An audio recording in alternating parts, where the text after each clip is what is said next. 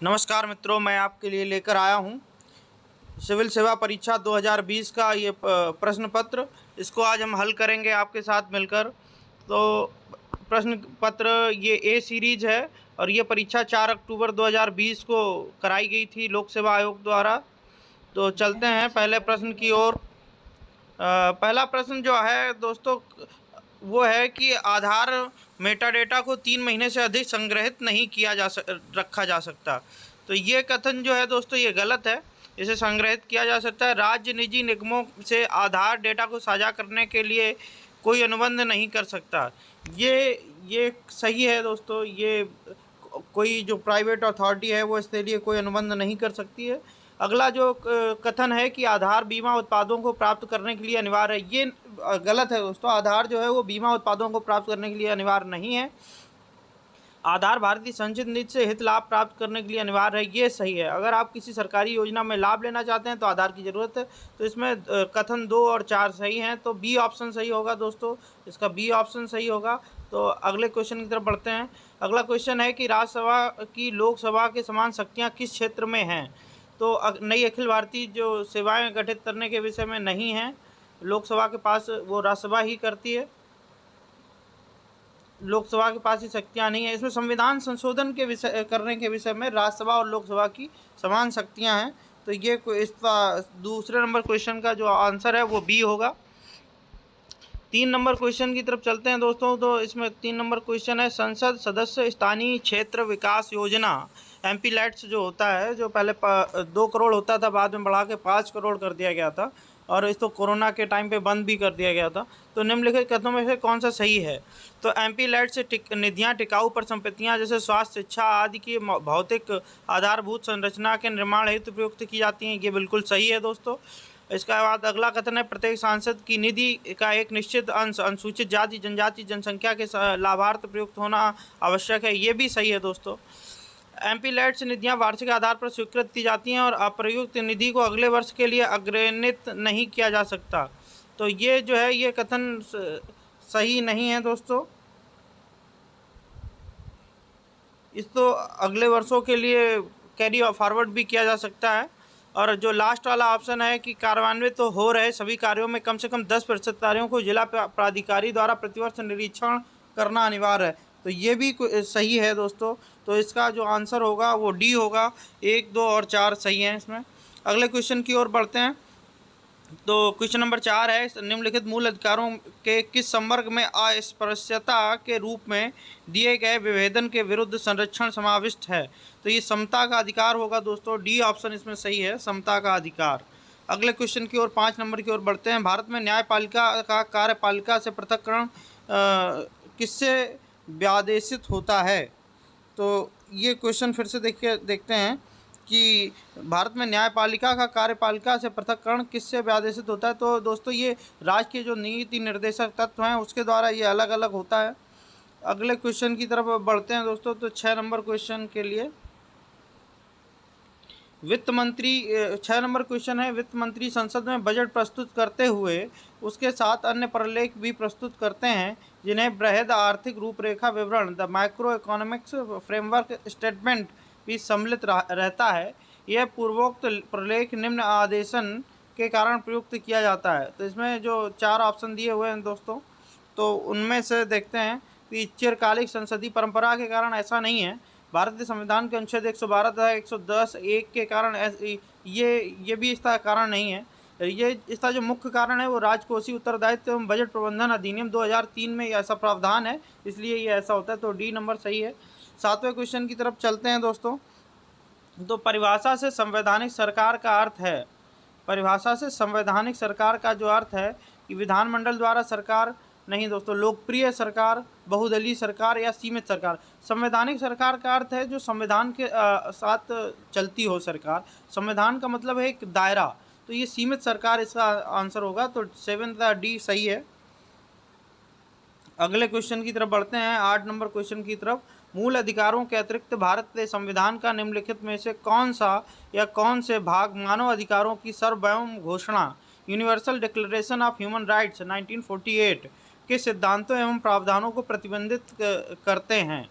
तो दोस्तों इसमें उद्देशिका जो है वो भी हम भारत के लोग इसको से शुरू होती है। और राज्य के नीति निर्देशक तत्व जो डायरेक्टिव प्रिंसिपल्स हैं वो भी मानवाधिकारों की सार्वभौम घोषणा करते हैं। और जो मूल कर्तव्य हैं उसमें भी अंतर्राष्ट्रीय शांति और भारत देश के जो सिद्धांत हैं उनका संरक्षण किया जाता है। तो इसमें सभी कूट इसके सही हैं। तो 1 2 3 डी ऑप्शन सही होगा दोस्तों इसका। 9 नंबर क्वेश्चन की तरफ चलते हैं। तो भारत में विधिक सेवा प्रदान करने वाले प्राधिकरण लीगल सर्विस अथॉरिटीज़ निम्नलिखित में से किस प्रकार के नागरिकों को निःशुल्क विधिक सेवाएं उपलब्ध कराते हैं। तो दोस्तों इसका जो है ये जो 1 लाख से कम वार्षिक आय वाले व्यक्ति, हाँ इनको, और 2 लाख से कम वार्षिक आय वाले व्यक्ति वाले ट्रांसजेंडर को, तो ये दोनों सही है दोस्तों। और तीसरा जो दिया हुआ है कि 3 लाख से कम वार्षिक आय वाले अन्य सभी पिछड़ा वर्ग के सदस्यों को, तो इनको नहीं मिलता है। सभी वरिष्ठ नागरिकों को भी इसमें छूट नहीं दी जाती है। तो इसमें 1 और 2 सही है, तो इसका ऑप्शन ए सही होगा दोस्तों। तो 9 का जो आंसर है वो ए होगा, 9 का आंसर ए होगा। 10 नंबर क्वेश्चन है, 10 नंबर क्वेश्चन है दोस्तों कि अल्मा आटा घोषणा जो है दोस्तों इसमें से कौन सुमेलित नहीं है। ये अंतर्राष्ट्रीय संगठन दिए गए हैं और उसमें विषय दिया हुआ है। तो इसमें से कौन कौन सुमेलित नहीं है। तो जो अल्मा आटा घोषणा है लोगों की स्वास्थ्य की देखभाल से जुड़ी हुई है, ये बिल्कुल सही है। जो हेग समझौता है वो अंतर्राष्ट्रीय मुख्य जो न्यायालय है वहाँ पे द हेग, उससे संबंधित है हेग समझौता। तो तलानोवा संवाद जो है वैश्विक जलवायु परिवर्तन के लिए है, ये भी ठीक है। तो इसमें 1 और 3 दोनों ठीक हैं, तो इसका ऑप्शन सी होगा दोस्तों, 10 का सी होगा। अगले क्वेश्चन की तरफ बढ़ते हैं। तो 11 नंबर क्वेश्चन की तरफ चलते हैं। 11 नंबर क्वेश्चन है, संसदीय व्यवस्था वाली सरकार वह होती है जिसमें, अब इसमें 4 ऑप्शन दिए हैं। पहला है संसद के सभी राजनीतिक दलों का सरकार में प्रतिनिधित्व होता है, ये गलत है। सरकार संसद के प्रति उत्तरदायी होती है और उसके द्वारा हटाई जा सकती है, ये भी गलत है। सरकार लोगों द्वारा निर्वाचित होती है और उनके द्वारा हटाई जा सकती है। और अगला ऑप्शन है दोस्तों, अगला ऑप्शन है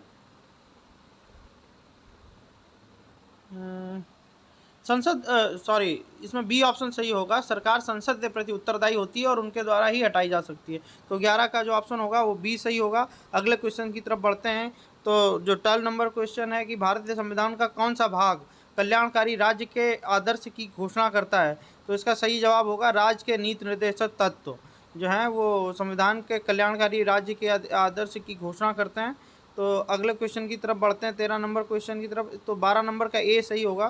13 नंबर क्वेश्चन की तरफ बढ़ते हैं। 2 कथन दिए गए हैं, भारत का संविधान अपने मूल ढांचे को संघवाद, पंथ निरपेक्षता, मूल अधिकारों तथा लोकतंत्र के रूप में परिभाषित करता है। अगला कथन है, भारत का संविधान नागरिकों की स्वतंत्रता तथा उन आदर्शों जिन पर संविधान आधारित है की सुरक्षा हेतु न्यायिक पुनरावलोकन की व्यवस्था करता है। तो 13 नंबर में ये जो है भारत का संविधान मूल ढांचे को संघवाद, पंथ निरपेक्षता, मूल अधिकारों तथा लोकतंत्र के रूप में परिभाषित करता है। तो संघवाद नहीं है, फेडरलिज्म का इसमें उस तरह से नहीं है जैसा कि अमेरिका में होता है। तो कथन 1 सही नहीं है, कथन 2 सही है। तो इसमें बी इसका सही होगा।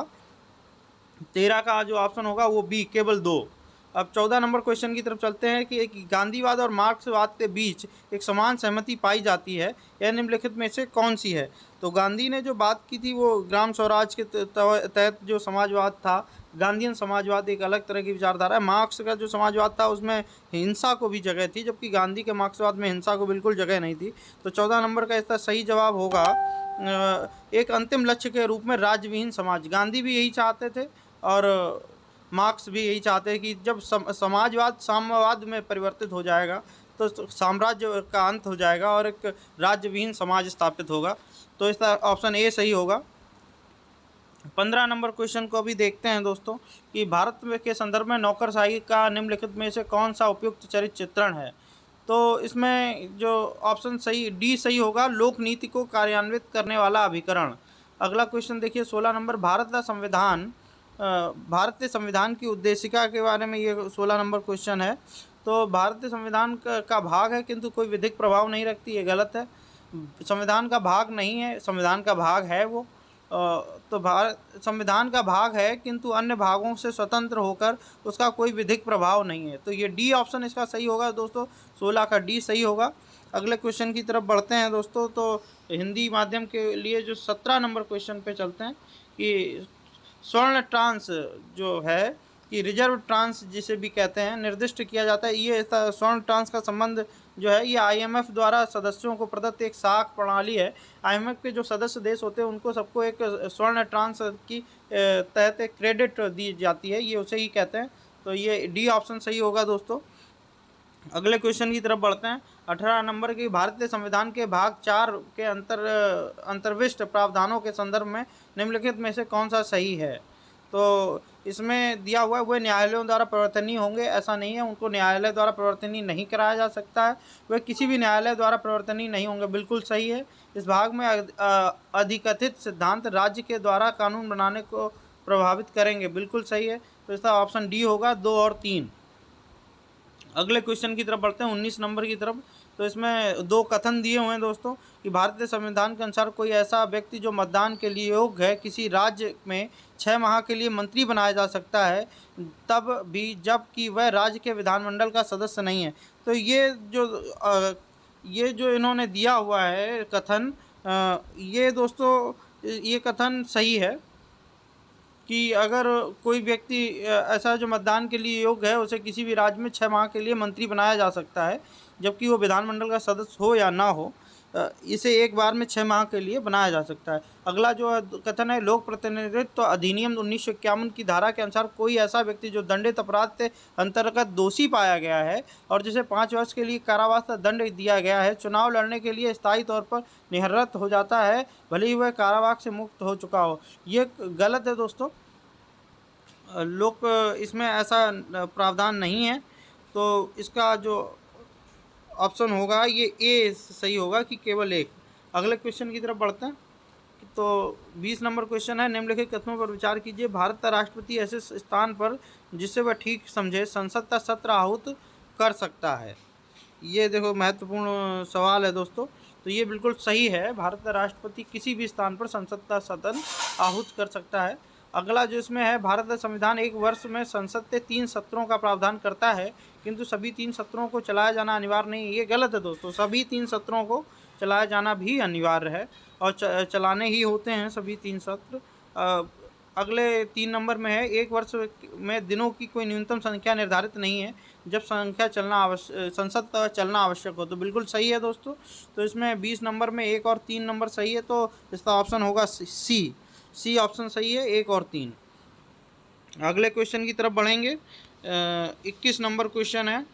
तो 21 नंबर क्वेश्चन में इतिहास के संदर्भ में निम्नलिखित युग्मों पर विचार कीजिए। तो ये क्वेश्चन कह रहा है कि औरंग जो है वो राजकोष का प्रभारी होता है, ये गलत है दोस्तों। बेनियान ईस्ट इंडिया कंपनी का भारतीय एजेंट जो होता है उसे बेनियान कहा जाता था, ये सही है। मिरासीदार जो है राज्य का नामित राजस्व दाता होता था, ये भी सही है। तो इसमें 2 और 3 सही हैं दोस्तों, तो इसका ऑप्शन बी सही होगा। तो 21 में बी सही है। 22 नंबर क्वेश्चन की तरफ चलते हैं। भारत के धार्मिक इतिहास के संदर्भ में निम्नलिखित कथनों पर विचार कीजिए। तो धार्मिक इतिहास के बारे में ये 2-3 कथन दिए हुए हैं, इनके संदर्भ में विचार करना है दोस्तों। तो पहला जो कथन है वो है कि स्थाविरवादी महायान बौद्ध धर्म से संबद्ध हैं। जो स्थाविरवादी हैं ये महायान बौद्ध धर्म से संबंधित हैं, ये गलत है दोस्तों। और जो अगला इसमें कथन है कि लोकोत्तरवादी संप्रदाय बौद्ध धर्म के महासंघिक संप्रदाय की एक शाखा है, ये सही है। महासंघिकों द्वारा बुद्ध के देवत्वरोपण ने महायान बौद्ध धर्म को प्रोत्साहित किया, ये भी सही है दोस्तों। तो इसका ऑप्शन बी सही होगा कि 2 और 3 इसके सही हैं। अगला 23 नंबर क्वेश्चन की तरफ बढ़ते हैं दोस्तों। तो निम्नलिखित में से कौन सा कथन औद्योगिक क्रांति के द्वारा 19वीं शताब्दी के पूर्वार्ध में भारत पर पड़े प्रभावों की सही व्याख्या करता है। तो इसमें जो सही व्याख्या है दोस्तों वो उसके बारे में पूछा है कि भारतीय दस्तकारी उद्योग नष्ट हो गए थे। ये बिल्कुल सही है दोस्तों। जब भारी मशीनें भारत में लगाई गई तो या यूरोप में लगाई गई तो उनसे जो उत्पाद होता था वो भारतीय बाज़ारों में बेचा जाता था और उन पे ब्रिटिश सरकार टैरिफ भी देती थी, जिससे उनकी जो कीमत है वो भारतीय कपड़ों की तुलना में कम होती थी, जिस कारण भारत का जो दस्तकारी उद्योग था वो नष्ट हो गया था दोस्तों। तो आप 24 नंबर क्वेश्चन की तरफ बढ़ते हैं कि भारत के इतिहास में निम्नलिखित घटनाओं पर विचार कीजिए। कुछ घटनाएं दे रखी हैं और उनके बारे में विचार करने के लिए कह रहे हैं कि राजा भोज के अधीन प्रतिहारों का उदय और महेंद्र वर्मन के अधीन पल्लव सत्ता की स्थापना। तो जो सबसे पहले घटना हुई वो थी महेंद्र वर्मन के अधीन पल्लव सत्ता की स्थापना, तो 2 नंबर सबसे पहले आएगा।